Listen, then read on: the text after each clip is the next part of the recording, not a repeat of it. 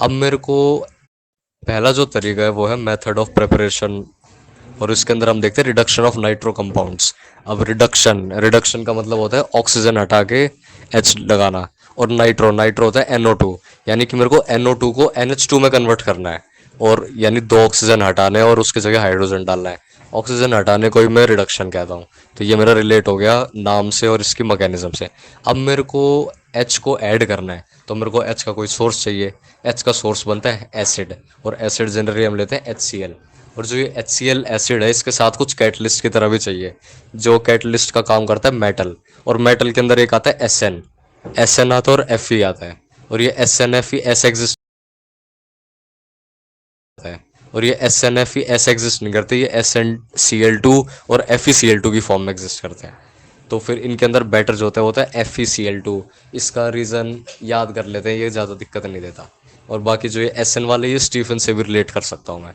तो पहली रिएक्शन तो मेरी अल्टीमेटली यही हो गई कि NO2 है, इसके अंदर Fe plus FeCl2 plus HCl डाला, और इसको मैंने NH2 में कन्वर्ट कर दिया। एक तो है ये रिएजेंट। दूसरा रिएजेंट होता है H2, फिर कोई भी मेटल कैटलिस्ट, वो जो इनर्ट वाले होते हैं PT, PD, Ni। ये सारे क्यों होते हैं, ये मेरे को याद है कि डबल बॉन्ड वगैरह तोड़ के मेरे को H का एडिशन करवा देते हैं। डबल बॉन्ड इसके अंदर भी होता है NO2 के अंदर, N डबल बॉन्ड O। तो इसको तोड़ के मैं H लगा रहा हूँ एक टाइप से। और ये जो है डायरेक्टली नहीं कर पाएगा, इसके अंदर इतनी पावर नहीं है। इसको डायरेक्टली करने के लिए इसके साथ कुछ और भी ऐड करना पड़ेगा। कुछ और के अंदर आता है ROH, एल्कोहल। तो एल्कोहल मेरे को ऐड करनी पड़ेगी, तभी मेरी रिएक्शन होगी। तो ये MOP यहाँ पे समाप्त। Ammonolysis of alkyl halides. अब मेरे को नाम से लग रहा है एमोनोलिसिस ये होता है, जैसे हाइड्रोलिसिस होता है वाटर का एडिशन, अमोनोलिसिस मतलब NH3 का एडिशन एल्काइल हैलाइड्स के ऊपर। तो अगर RX के ऊपर मैं NH3 जोड़ूंगा, तो मेरे को ये पता है RNH2 टाइप कुछ बनेगा। NH2 बनेगा तो H जो निकला है अमोनिया से वो, और हैलाइड से जो निकला है X वो, ये दोनों मिलके HX बना लेंगे। तो ये जो नेट रिएक्शन वो होएगी, अमोनिया और हैलाइड मिलके अमीन बना गए और HX बना दिया। फिर इसको मैं सेम वापस कर सकता हूँ, क्योंकि NH2 के ऊपर जो बाकी H है वो भी तो अवेलेबल है इसी काम के लिए। तो इसको मैंने फिर किया, तो R2NH बन गया, फिर किया R3N बन गया, एक और बार कर दिया तो R4N प्लस बन गया। इस प्लस को जो है माइनस भी चाहिए एग्जिस्ट करने के लिए, तो माइनस के अंदर आएगा एक्स माइनस, क्योंकि पहले तो वो HX की फॉर्म में निकल रहा था, लेकिन अब वो HX की फॉर्म में नहीं निकल पाएगा, तो वो एक्स माइनस वहाँ पे ही रह जाएगा। तो ये जो सॉल्ट बना मेरा, इसको मैं बोल दूंगा क्वाटरनरी अमोनियम सॉल्ट। ये मेरी नेट रिएक्शन है। लेकिन ये जो रिएक्शन है ना, ये ऐसे नहीं होएगी, इसको कंडीशन चाहिए। जैसे NH3 है, तो NH3 का जो 3 है ना, 3 से बन गया 373, यानी 100 डिग्री सेल्सियस। और ये जो सारी रिएक्शन है ना, ये बहुत बेकार होती है, इसमें से बदबू आती है, तो इसको हमने सील ट्यूब में रख दिया ताकि हमें बदबू ना आए। हॉफमैन अमोनियोलिसिस इसका नाम है। और ये जो हॉफमैन है ना, इस पूरे चैप्टर के अंदर सबसे मेन और इम्पॉर्टेंट चीज़ है। तो ये यहाँ पे भी काम आता है, और ब्रोमो डिग्रेडेशन उसके अंदर भी आता है। तो फिर ये जो हॉफमैन है ना, ये अमोनोलिसिस के अंदर आएगा। अभी कुछ टाइम बाद मेरे को ये याद ही हो जाएंगी चीज़ें, क्योंकि अब मैं यहाँ पे पढ़ रहा हूँ, तो मैं एक एक करके देख लूँगा कि हॉफमैन अमोनोलिसिस, हाँ ये देखा था मैंने, सुना था कहीं, और मेरे को याद आ जाएगा। और ये जो घटिया कहानी है, ये मेरे को और याद रहेगी, तो मैं अच्छे से याद कर पाऊँ। Reduction of nitrile. रिडक्शन मतलब एच का एडिशन, और नाइट्राइल होता है साइनाइड, CN। इसके अंदर क्या होता है कि CN को हटा के, जो पाई बॉन्ड है CN की, ये तोड़ के मैं CH2 और NH2 बनाना है। अब मेरे को ये जो बॉन्ड तोड़ने हैं, मेरे को दोनों साइड HH देने हैं। अब मेरे को ऐसा काम जो पाई बॉन्ड तोड़ता है और दोनों साइड HH हाइड्रोजन हाइड्रोजन दे देता है, ये काम तो मेरे को एक याद आ रहा है कि ये LaH करता है, लिथियम एल्यूमिनियम हाइड्राइड।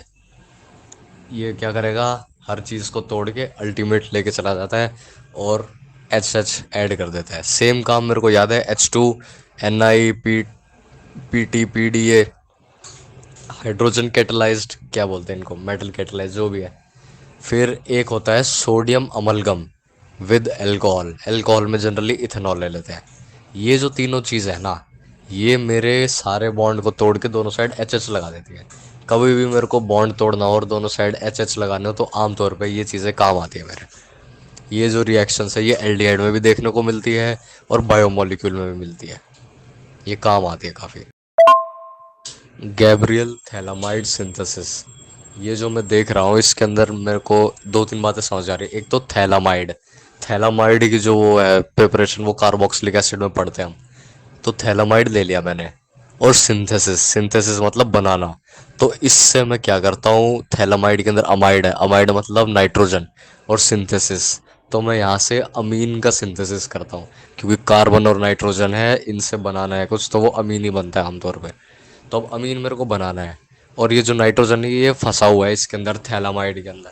अब इसको निकालना है मेरे को। निकालने के लिए क्या है, मेरे को इसको किसी और चीज़ के साथ जोड़ना पड़ेगा जो इसको निकाल सके। वो जो जोड़ने के लिए चीज़ है ना, सबसे पहले तो ये आगे जो एच अड़ा हुआ है थैलामाइड के अंदर, इस एच को हटाना पड़ेगा। इस एच को हटाने के लिए मैं कोई भी बेस डाल दूंगा और एच को निकाल दूंगा और माइनस साइन लगा दूंगा यहाँ पे, नाइट्रोजन के अंदर एनायन बना दूंगा। फिर इस एनायन के ऊपर कोई भी प्लस चार्ज वाली चीज़ अटैक करेगी। जो प्लस चार्ज वाली चीज़ है ये आमतौर पे होगी आर एक्स। आर एक्स के अंदर क्यों, क्योंकि इलेक्ट वो हेलोजन की इलेक्ट्रोनेगेटिविटी काफ़ी ज़्यादा है, तो फिर बॉन्ड को अट्रैक्ट करके रखता है, तो आर के ऊपर प्लस चार्ज आ जाता है। तो ये आर एक्स जो है अटैक करेगा, या फिर नाइट्रोजन अटैक करेगा आर एक्स के ऊपर। और ये जो अटैक होगा वो होगा S N two back attack, जिसके अंदर एन और आर का तो बॉन्ड बन जाएगा, और इसको धक्के मार के एक्स को निकाल दिया जाएगा। फिर जो ये बनेगा एन आर, ये एन आर जो है ना ये फंसा हुआ है अभी भी थैलामाइड के अंदर, एच को हटा के बस आर ही आ गया है। अब इसको हटाने के लिए, इसको खोलने के लिए, अमीन बनाने के लिए मेरे को ये डबल बॉन्ड को तोड़ना पड़ेगा। इसको तोड़ने के लिए मेरे को एक और चीज़ पता है, वो क्या है, एक्वस के ओ एच। ये क्या करता है, ओके ओके डाल देता है। तो ओके ओके करना है तो ओके माइनस वाला है, तो माइनस वाला कहाँ जाएगा, जिसकी इलेक्ट्रोनेगेटिविटी कम है। कम किसकी है, कार्बन और नाइट्रोजन में, कार्बन की। तो जो ओके ओके है ये बन जाएगा और सॉल्ट बना लेगा थैलिक एसिड का। और जो एच है, के ओ एच का जो एच है वो अमीन के साथ चला जाएगा, और अमीन के साथ जाके ये बना देगा आर एन एच टू। लेकिन अब जो ये आर एन एच टू बना है, इसके अंदर जो ये आर है, ये आर हमने खुद लिया था, और खुद हमने लिया था और इसकी एस एन टू रिएक्शन करवाई थी। तो एस एन टू रिएक्शन करने के लिए एक तो आर के अंदर जो जो एस एन टू नहीं दे सकते वो देख लेंगे। जैसे फिनाइल है, फिनाइल एस एन टू नहीं देता, क्यों, क्योंकि इसके अंदर डबल बॉन्ड कैरेक्टर है, काफ़ी बड़ा होता है, धक्के मार के कैसे निकालेगा, बहुत सारी चीज़ें हैं।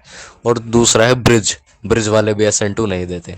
तो ये एक्सेप्शंस हो गए इसके, बाकी पूरी सिंथेसिस के अंदर यही था।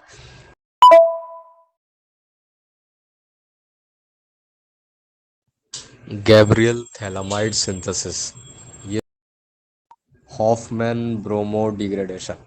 हॉफमैन इस चैप्टर के अंदर मेन है, और ब्रोमाइड के अंदर डिग्रेड करता है, तो ये तो इसका नाम हो गया। अब ब्रोमाइड